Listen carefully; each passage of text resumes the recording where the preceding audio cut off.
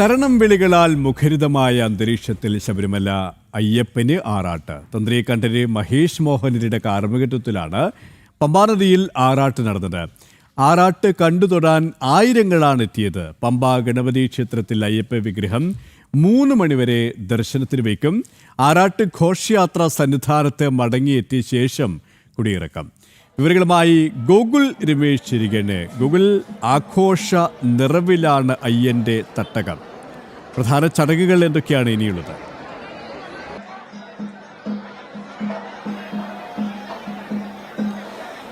KP Painkuni ഉത്തര മഹോത്സവത്തിൻ്റെ ഏറ്റവും പ്രധാനപ്പെട്ട ചടങ്ങായിരുന്നു ആറാട്ട്. ആറാട്ട് ഇപ്പോൾ പമ്പയിൽ പൂർത്തിയായിരിക്കുകയാണ്. പമ്പാ നദിയിലാണ് ശ്രീ ശബരീശന് ആറാട്ടുണ്ടായിരുന്നത്. ഇന്ന് രാവിലെ 9 മണിയോട് കൂടിയിട്ടാണ് ആറാട്ട് ഘോഷയാത്ര ശബരിമല സന്നിധാനത്ത് നിന്നും ആനപ്പുറത്തേറി പുറപ്പെടുകയുണ്ടായത്. വാദ്യമേളങ്ങളുടെയും ശരണമന്ത്രങ്ങളുടെയും ഒക്കെ അകമ്പടിയോട് കൂടിയിട്ടാണ് ആറാട്ട് ഘോഷയാത്ര പമ്പയിലേക്ക് പുറപ്പെട്ടത്. തുടർന്ന് അല്പസമയം മുമ്പാണ് പമ്പാ നദിയിൽ അയ്യപ്പൻ്റെ ആറാട്ട് പൂർത്തിയായത്. തന്ത്രി കണ്ഠര് മഹേഷ് മോഹനരുടെ മുഖ്യ കാർമ്മികത്വത്തിലാണ് ആറാട്ട് ചടങ്ങുകളൊക്കെ പമ്പയിൽ നടന്നത്. ഭഗവാന്റെ ആറാട്ട് ആയിരക്കണക്കിന് തീർത്ഥാടകരാണ് കണ്ടു തൊഴുന്നത്. വളരെ ഭക്തിനിർഭരമായിട്ടുള്ള അന്തരീക്ഷത്തിൽ തന്നെയായിരുന്നു.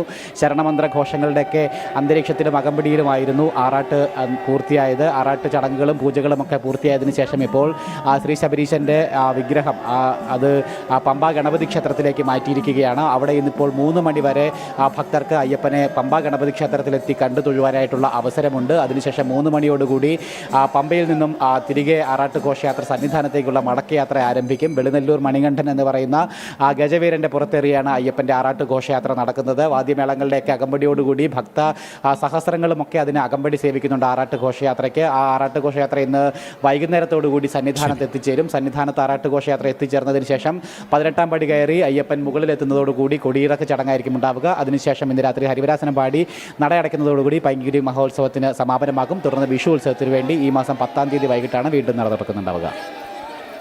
ഗൂഗിൾ രമേശാണ് വിവരങ്ങൾ നൽകിയത്.